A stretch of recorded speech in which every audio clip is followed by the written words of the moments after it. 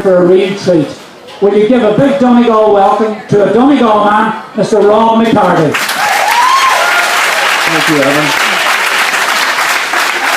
Hello. Hello, everybody. Hello, family, friends, neighbours. Hello, Mammy. Good to see you all. Right, what we're going to do, I'm very, very lucky. I'm very lucky because I love what I do. So I'm here just to share what I have discovered over the last few years. So what we're going to do, we're going to try with my friends in the back, we're going to make 3 cocktails and we're going to send out shots. You can all taste what I'm talking about. So I'm going to just do a brief, I'm just going to say also, the cocktails I only made with materials that I could buy in Donegal town. So just to break the myth that they're too complex and complicated, you can make good drinks with stuff that I bought in the town. I'll give you a very brief personal history of my journey and a bit about the Silencio nightclub where I'm the bar manager. A little bit about what I think a cocktail is, what it should be, the history of the cocktail. Again, very brief, I don't want to bore you. And then we're going to talk about the products I use, the alcohols, the spirits and why I chose them, and then maybe a little bit about the technique and that. So, but first I just want to say thank you very much to Ernan and Mary and the committee for this great honour, because I came here last year and this blew me away. I think you'll all agree this is an extraordinary event for such a small town. It just makes it look so fantastic. So I'm very proud to be a part of this. I'd also like to say thank you to Pernod Ricard, who sponsored the booze, and Michelle Burton, who's a very good friend of mine, to make that happen. Danny O'Donnell at the Abbey and all the team at the Abbey have been fantastic. Paul Dever from the Sandhouse, he came all the way out just to get me some Angostura bitters. Michael Breslin gave me some glasses from Dom's. McGinty Fruits has just been fantastic. So again, thank you very much for the help. Next thing, guys, okay, in the back we have some very special people. And if we can take some time out, Conor Brady, are you there? Alright, Conor Brady. He was Barman of the Year 2002 in Ireland and Barman of the Year 2003 UK. He writes a fantastic blog called forks.ie. I strongly recommend you read it. It's they don't pull their punches, it's great writing. So fork.ie. Scott Shooter, where are you? This guy just opened up France's first tiki bar, right? Mojave Desert, California. This guy, he taught me how to make cocktails way back when I was starting. Gave me my first kit. His tiki bar has just been voted by professionals in the top 10 in France within 6 months of opening. And now Adam Sue, get your ass out here. Adam, come on. Adam Sue, all right. Connecticut man. Adam and his fantastic wife and partner have opened up their 3rd establishment in 3 years. Candelaria was nominated Best New Cocktail Bar in the World by Tales of the Cocktail, and this year in the top 4 best cocktail bars in the world. He's one of the owners. So, there you guys making a difference backstage here. Okay. So, first part, just a brief history. I'm not going to bore you. Okay. My academic career was just like my sporting career. Not that good, you know. I was never in the right place at the right time, and I wasn't too sure what I was supposed to do. I thought of going into medicine, but then Dad was reading the paper and he started laughing and went to the sports pages, and I thought maybe not. So, I was having a great time in Donegal town. I was having such a good time. Mum got a bit ground off and sent me off to Paris. And Paris, I continued. I loved nightlife, I loved music, and that kind of was the general theme over the years.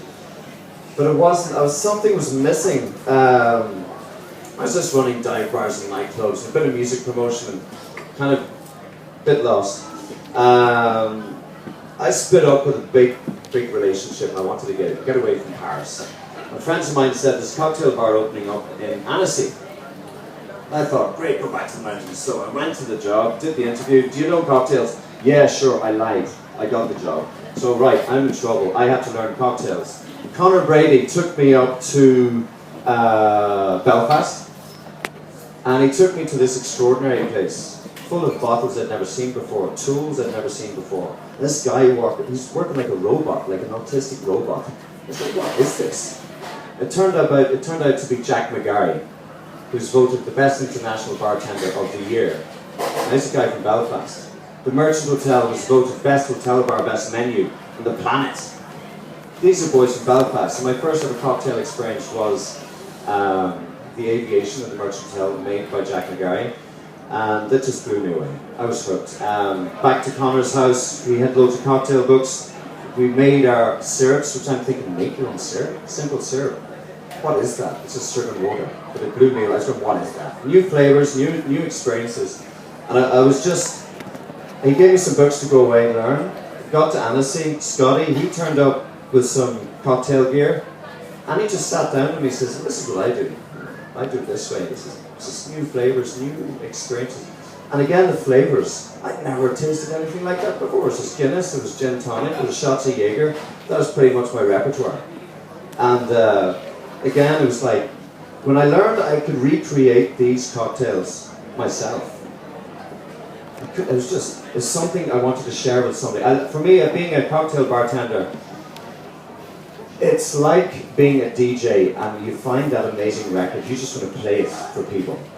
If you find a new cocktail, the first thing, when people come into the bar, you go, you've got to try this. That's what it is. It's not people coming up going, give me 2 pints of lager and a Jaeger, and that's it, that's transaction done. Cocktail bartending is, people come to the bar and you go, hello, how are you? What do you like? Do you like something fruity? Do you want a little bit sweet? Do you want a bit bitter, long, short?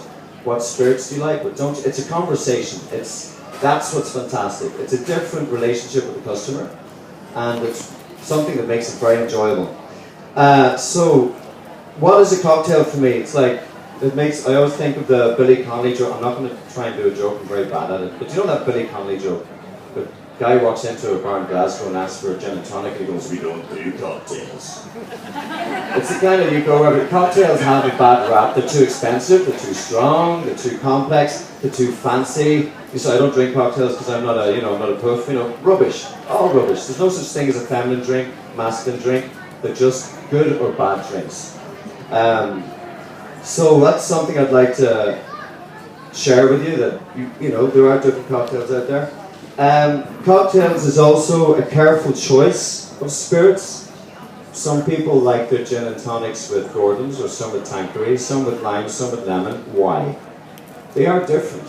So why do people prefer Jameson whiskey because it's smooth, or Scotch because it's smoky, or a bourbon because they like bourbon? There's all the different spirits have a different relationship with different products. Different vermouths. Martini Rosso is a vermouth. It's a spiced wine. But there's Carpano, you have Punta Mess, you have Donegal. There's loads of different products that have different roles. Fresh fruit, essential. If you walk into a bar that has pre-mixed, pasteurized out of a bottle of fruit juice, walk back out again, or just have a gin and tonic. Balance. A good cocktail is balance. You're going to have your spirit, you're going to have your sweetener, which could be a liqueur or sugar, and then you're going to balance that out with acidity to give it length, otherwise it's too sweet. And then which acidity? Do you use vinegar? Do you use lime? Do you use lemon? Do you use grapefruit? Do you use a mix of the two? And then it's good ice is very important. If you use cheap ice, it breaks up and you shake it, it's going to dilute and you're going to be drinking water. So ice is very, very important, underestimated.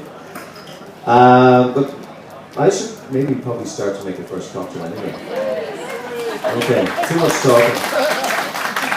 So I'm going to make something that demonstrates, it's called a breakfast martini. I didn't invent this, a guy called Salvatore Calabresi from the Playboy Club. He invented it. It's coming out now, so I better get my act together. And it's with a bit of Cointreau, and it's got some fresh lemon juice, which I'm going to squeeze straight away. It's got gin, and it has egg white and marmalade. So you're now drinking a drink with egg white. Now, how many people in the room have had a cocktail with egg white before? Right, one. Okay, so egg white, what does that do? It just binds the ingredients together and gives it a nice frothy mousse that you're getting.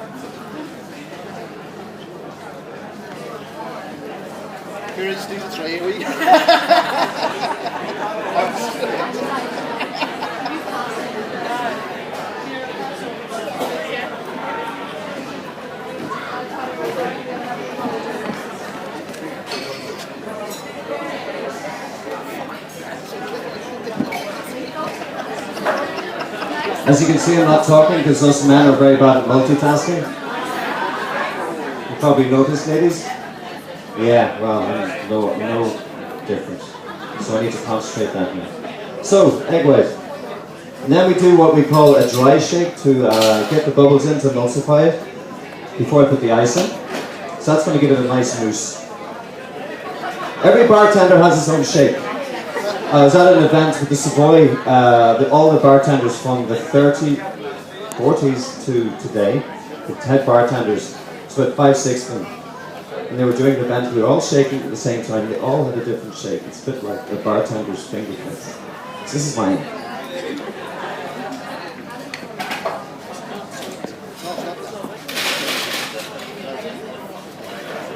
If you have any questions, feel free to throw them in if there's any, if I'm not talking.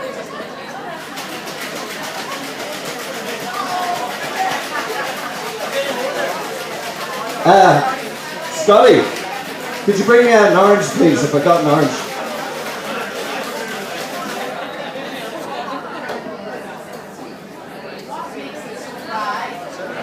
Say what? So dry, the chalky texture, that probably comes, thank you sir, that probably comes from the egg white, but also the balance. I didn't put in too much marmalade, so that could give it that effect. Because if you make it too sweet, it's molecular, the sweet molecules are larger than the citrus molecules, so if you put in too much sweetness, it will just cover your tongue and you don't taste the details. So the trick is to get just the right balance between sweet and sour. So I'm double straining, just so you don't get any little bits of ice when you're sipping your drink. I'm using a tea strainer.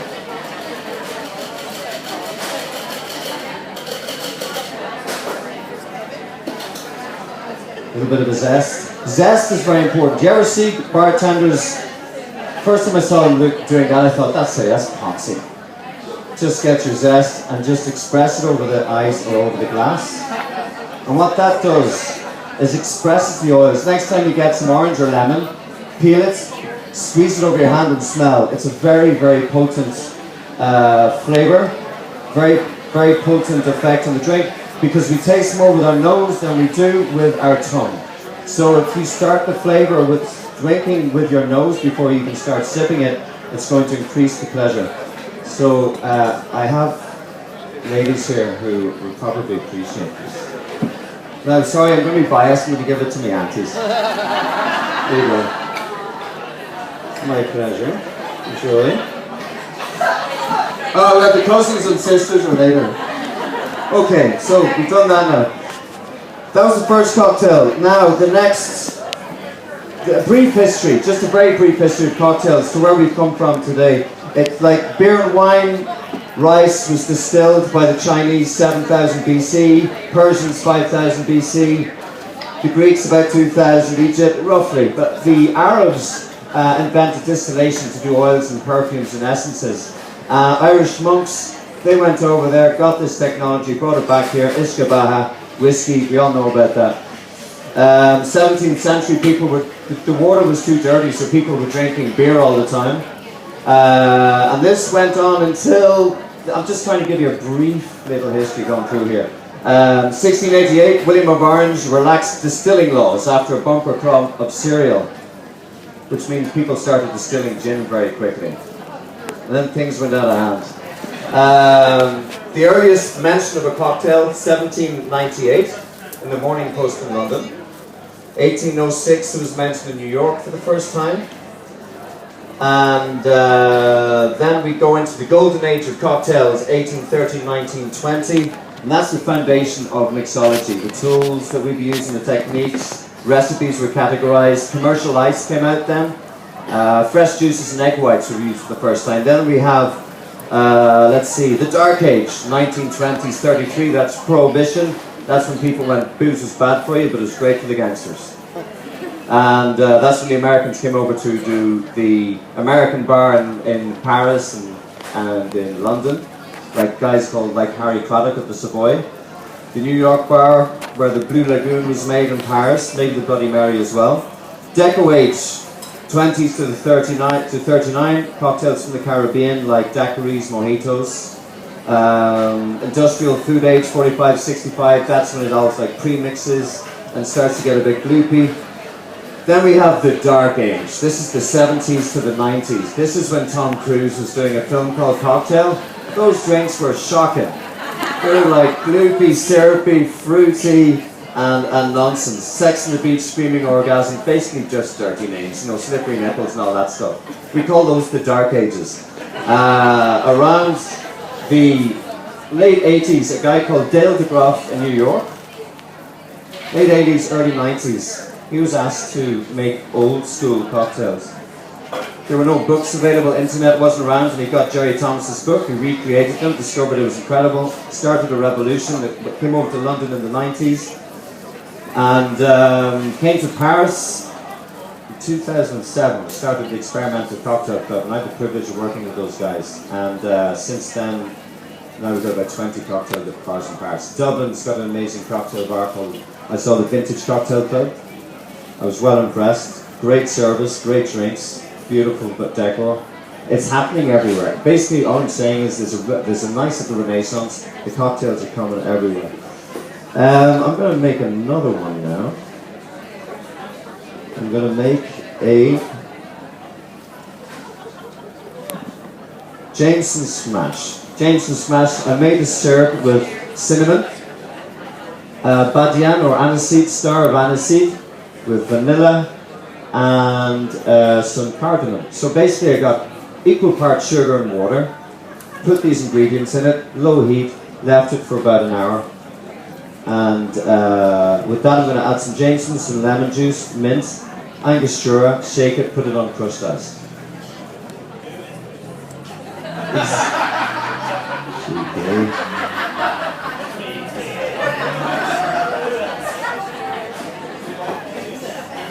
Let's see now.